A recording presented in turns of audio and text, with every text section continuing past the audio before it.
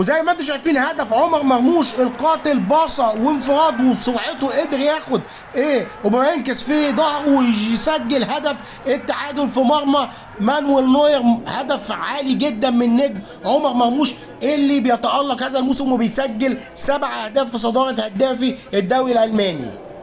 تعالوا معانا نشوف الهدف مرة تانية.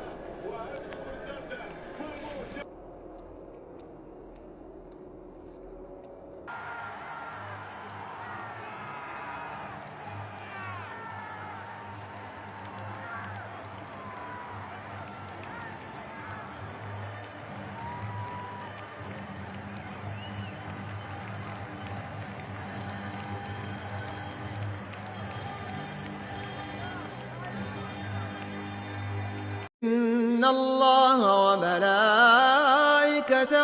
يصلون على النبي يا أيها الذين آمنوا صلوا عليه وسلموا تسليما.